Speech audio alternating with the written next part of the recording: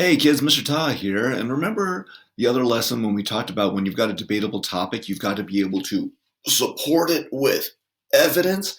Well, what is evidence exactly when you're reading a book?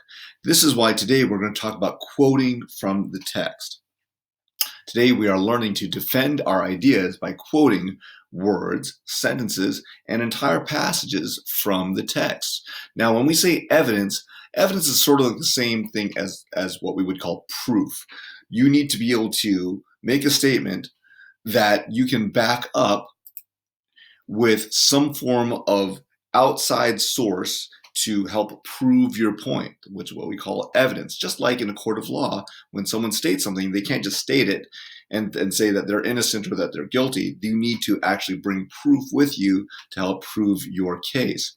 So we use specific passages or words or phrases to help us form opinions about the text and debate opinions.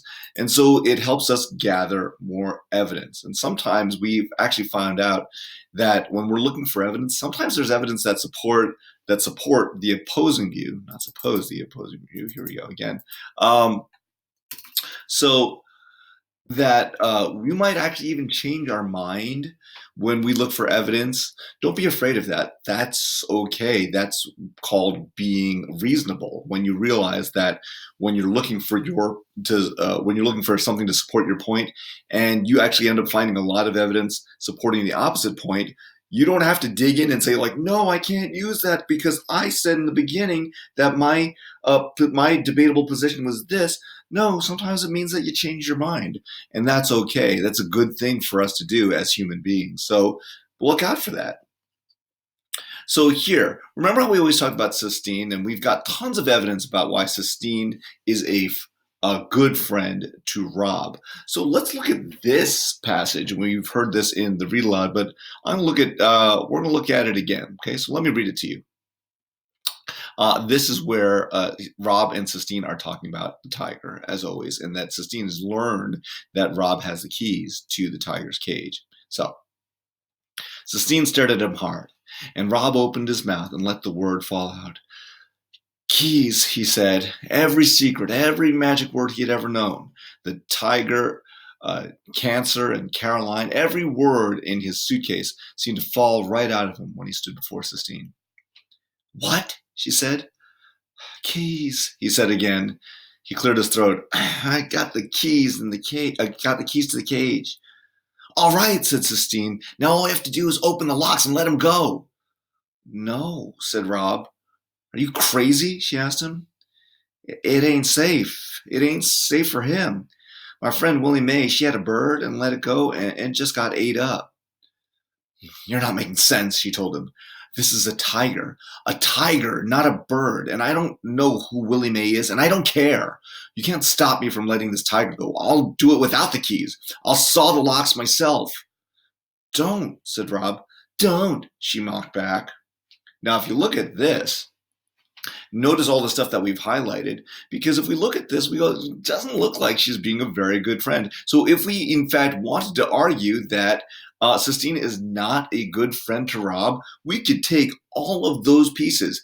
We can say, I take the position that Sistine is not a good friend to Rob, and then we can give two reasons. My first reason for this is that she doesn't listen to Rob's advice. She doesn't care about what his opinion is. My evidence for that is, well, we can look. We can see here that she wants to let him go, and she says, you're not making sense. I don't care. You can't stop me from letting this tiger go. So then I would say there that my first reason for this is she doesn't listen to Rob's advice. She just does what she wants. My evidence for that is when they were arguing about the tiger, she said, you can't stop me from letting the tiger go. And then I'll give a second reason, because one piece of information and one piece of evidence isn't necessarily really, really convincing. So it might just be a fluke that you found one thing. So the more evidence you have, the better. So let's find a second reason. My second reason is that she can talk to him in a nasty way. She can be disrespectful to him and not care that she's hurting his feelings. Do I have evidence for that? Sure, let's look at it again.